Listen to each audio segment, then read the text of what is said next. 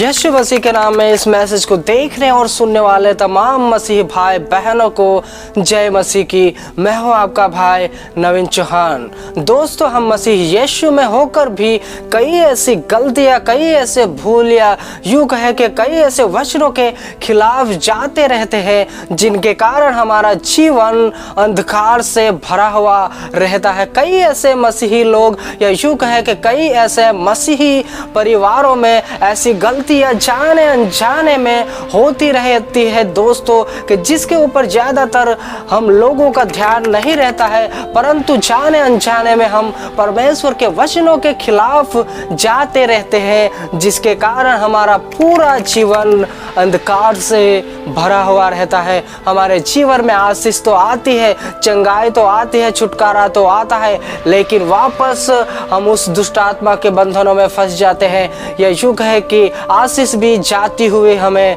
मालूम पड़ती है। दोस्तों, ऐसा क्यों होता है दोस्तों? ऐसा इसीलिए होता है कि हम परमेश्वर की वह महान आज्ञाओं को चूक जाते हैं जो बाइबल के अंदर हमें दी गई हुई होती है, जिनके अनुसार हमें जीवन बिताना पड़ता है, परंतु हम उन वचनों को पढ़ने में इतना ज़्यादा समय नहीं लगाते। इसीलिए दोस्तों, ऐसा होना कई मसीही लोगों के जीवनों में संभव ऐसा होता ही है, क्योंकि हम वचनों को छोड़ देते हैं कभी कभार। जो परमेश्वर ने हमें जीने के लिए जो मार्ग दिया है, उस मार्ग पर, जिस मार्ग पर हम चल नहीं पाते, उसके कारण हमारा पूरा जीवन अंधकार से भरा हुआ रहता है। हम मसीह यीशु के पास आराधना में जाते तो है, हम परमेश्वर की प्रार्थना, परमेश्वर के वचनों को भी पढ़ते हैं, परंतु दोस्तों, हम ऐसे कुछ वचन रहते हैं कि जिसके अनुसार हमें करने के लिए परमेश्वर कहता है, परंतु हम कर नहीं पाते या जाने अनजाने में उन वचनों को छोड़ देते हैं दोस्तों,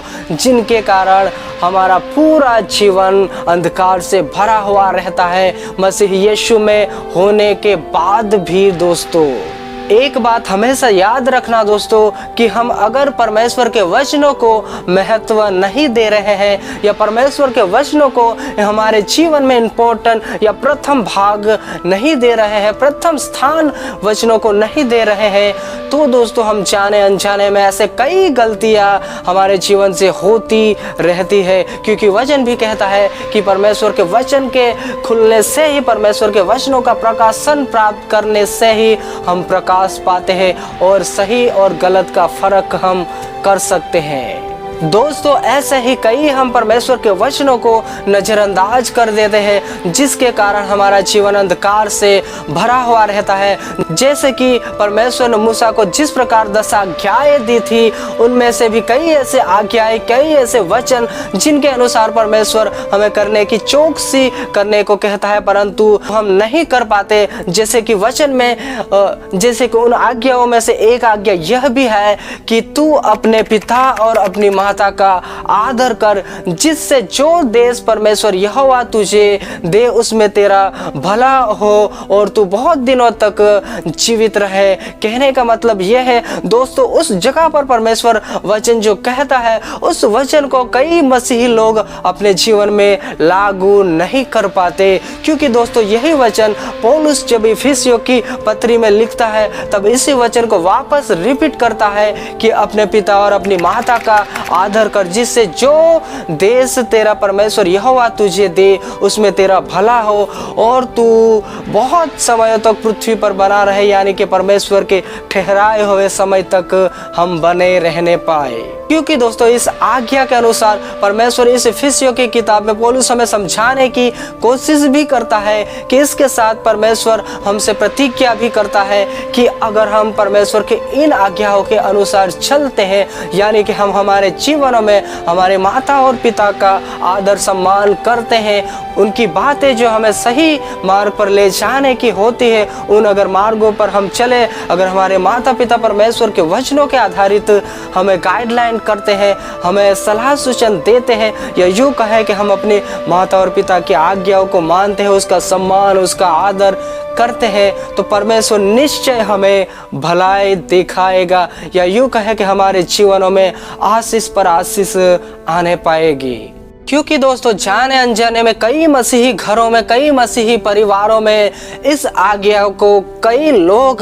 चूक जाते हैं, या यूं कहे कि शैतान हमारे दिलो दिमाग में ये आज्ञाएं आने ही नहीं देता। ये वचन जो परमेश्वर के जीवित वचन है, जिसके आधारित परमेश्वर हमसे वायदा, हमसे प्रतिज्ञा भी करता है कि हमें आने वाले समय में, या हम इस प्रकार भी समझ सकते हैं कि हम जहाँ कहीं पर भी रहे, चाहे इस दुनिया के किसी भी कोने में हमारी नौकरी हो, या चाहे कोई भी बिजनेस हो, या कोई भी काम हो दोस्तों, उन तमाम पर परमेश्वर हमें आशीष दे सकता है, केवल और केवल हम ऐसी आज्ञाओं को चूक जाते हैं। दोस्तों कई ऐसे मसीही परिवारों में ऐसी महान आज्ञाओं से शैतान इस प्रकार हमें नज़रअंदाज करवाता है, या यूं कहे कि इस ऐसे वचनों की ओर हमारा ध्यान नहीं जाने देता, जिनके कारण हमारे परिवारों में आशीष, चंगाई, छुटकारा आता तो है, परंतु वह ज़्यादा समय तक बना नहीं रहता। शैतान वापस हमारे ऊपर हावी होने का प्रयास करता रहता है, क्योंकि दोस्तों हम ऐसी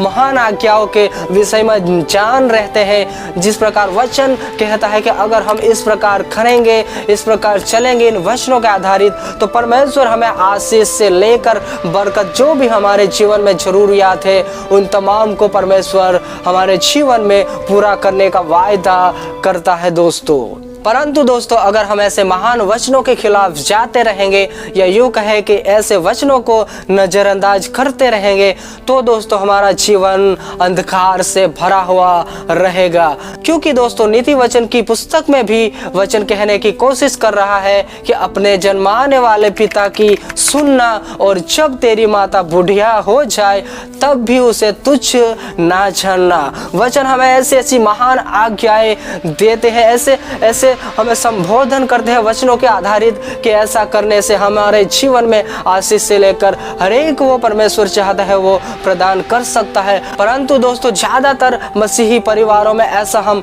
नहीं देख पाते, क्योंकि हम ज़्यादातर मसीह लोग अन्य जातियों में से आए हुए रहते हैं, या यूँ कहे कि परमेश्वर ने हमें अन्य जातियों में से चुना हुआ रहता है। फिर भी शैतान हमारे जीवन में ऐसी ऐसी खामियां रख छोड़ता है, जिससे हम वचन को पढ़कर, या यूँ कहे कि परमेश्वर के वचनों के आधारित चलकर ही हम उसे दूर कर सकते हैं दोस्तों परमेश्वर का वचन तो यहाँ पर कहता है कि अपने जन्माने वाले पिता की सुनना, और जब तेरी माता बुढ़िया हो जाए तब भी उसे तुच्छ न जानना। परंतु अक्सर देखा जाता है कि कई मसीही लोगों में भी दोस्तों की जब तक माता पिता के हाथ पैर चल रहे होते हैं, या यूँ कहे कि सीधी बातों में कहे कि जब तक माता पिता कुछ भी काम करके, छोटा बड़ा कोई भी ऐसा कार्य करके पैसे कमाते हैं, या अपने बच्चों की, अपने लड़कों की जिम्मेदारी को बखूबी निभाते हैं, सही रीति से निभाते हैं, और जब तक माता पिता कमा कर या कुछ भी ऐसा काम करके अपने बच्चों की जिम्मेदारी को पूरा करते हैं, परंतु दोस्तों जब माता पिता के हाथ पैर भी नहीं काम कर रहे होते हैं, या उसकी वृद्धावस्था आ जाती है, उस वक्त ज़्यादातर केसेस में, ज़्यादातर जगह पर ऐसा देख पड़ता है कि हम अपने मनों में उसके प्रति हमारे पहले के समान आदर, सम्मान या इज्जत नहीं रह जाती है। क्योंकि जब माता पिता की ऐसी स्थिति आ जाती है, उस समय ज़्यादातर देखा जाता है दोस्तों कि कई लोग ऐसे होते हैं जो परमेश्वर के वचनों के खिलाफ चले जाते हैं। अगर दोस्तों ऐसा हमारे जीवन में है, या हमारे जीवनों में ऐसा आने वाले समयों में हमारे अंदर शैतान उत्पन्न करने की कोशिश करेगा, तो ध्यान दीजिएगा, हम परमेश्वर की आज्ञाओं के खिलाफ जा रहे हैं, और आने वाला समय हमारा अंधकार से भरा हुआ रहेगा। दोस्तों हमें एक बात नहीं भूलनी है कि जब हम छोटे ही थे, जब हमारा जन्म हमारी माता के गर्भ के द्वारा इस पृथ्वी पर हुआ, तब से लेकर जब हम बड़े होते हैं, और जब से इस पृथ्वी पर हमारा जन्म हुआ, तब से माता और पिता अपनी जिम्मेदारियों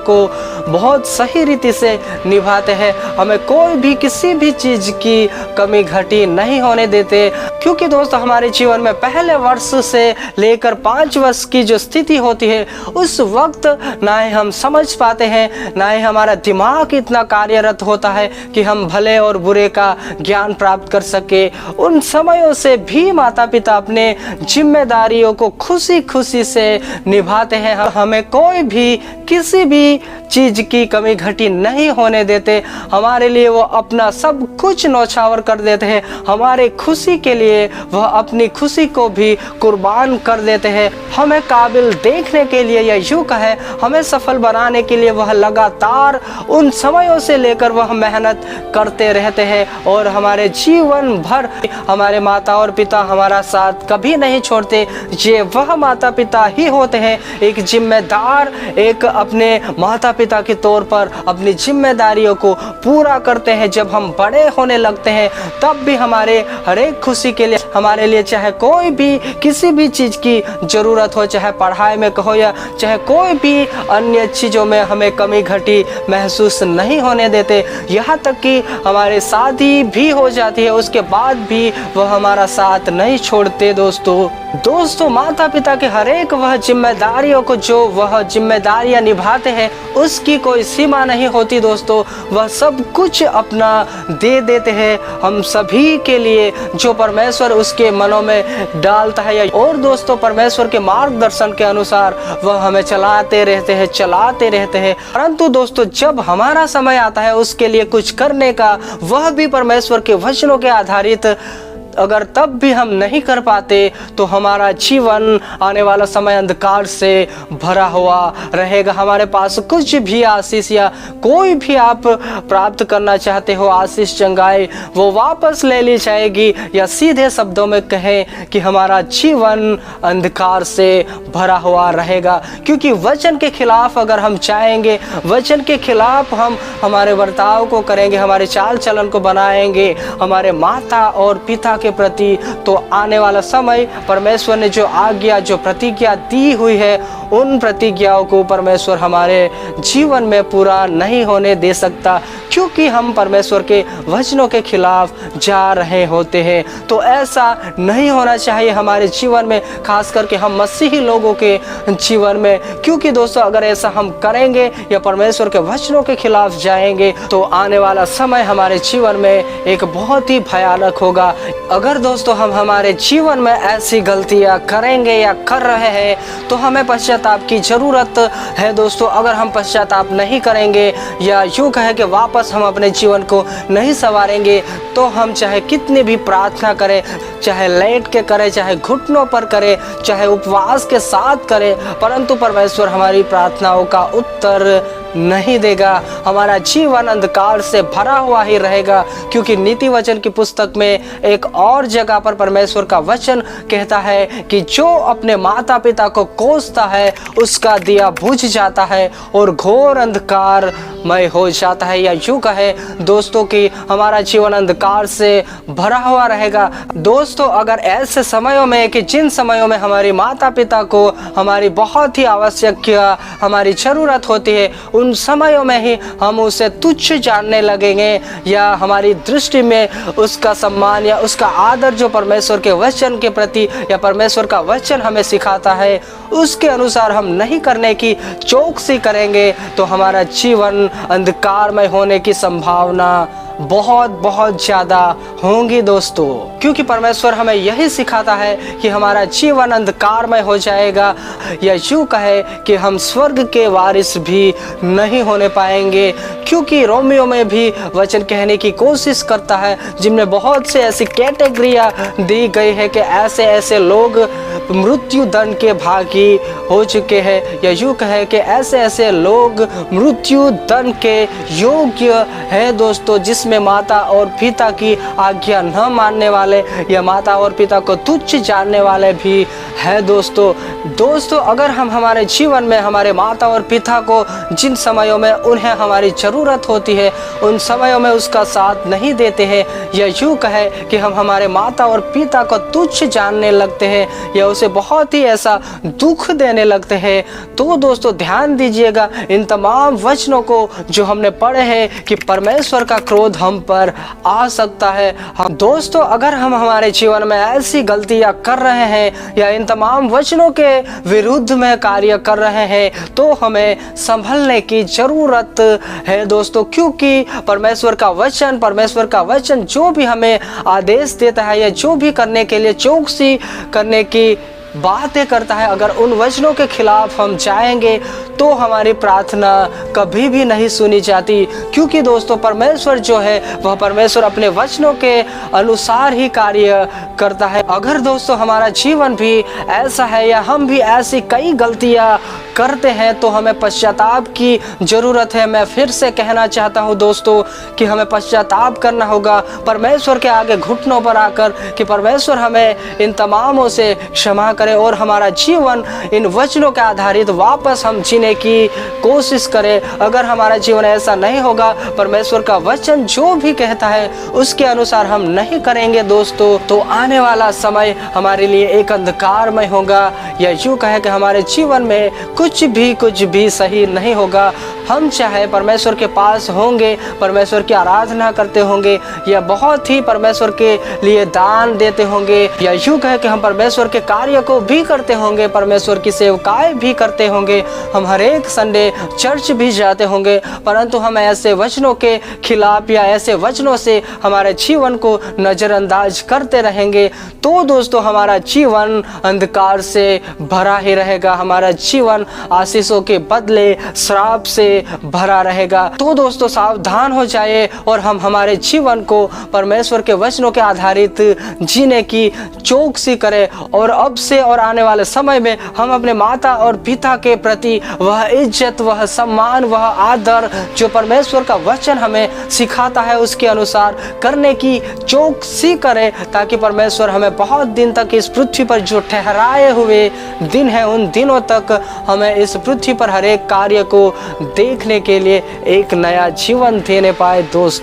दोस्तों मैसेज के अंत में फिर से कहना चाहूँगा कि अपनी माता और पिता को तुच्छ ना जानिए, अपने जीवन में उसका आदर करें, उसका सम्मान करें, क्योंकि ये वही माता पिता होते हैं जो अपनी जिम्मेदारी को जब हम इस पृथ्वी पर जन्म लेते हैं माँ के गर्भ के द्वारा, तब से लेकर उन तमाम सिचुएशन में हमारा साथ देते हैं, हमारी खुशी के लिए वह अपनी तमाम खुशी को कुर्बान कर देते हैं, हमारी हर एक जरूरियातों को पूरा करते हैं और हमें काबिल बनाने के लिए दोस्तों वह हर एक समस्या का सामना करता है या हर एक ऐसे मुश्किलों का भी सामना करते हैं, ताकि हम हमारा जीवन सुखी जीवन और सफल जीवन बनाने पाए या बनने पाए हमारा जीवन दोस्तों जब हमारी बारी आती है, हमारा समय आता है कुछ करने के लिए अपने माता पिता के प्रति, तो उन समय में कभी भी पीछे मत हटिएगा। अगर आप और मैं पीछे हटेंगे, हमारी जब बारी आती है हमारी माता पिता के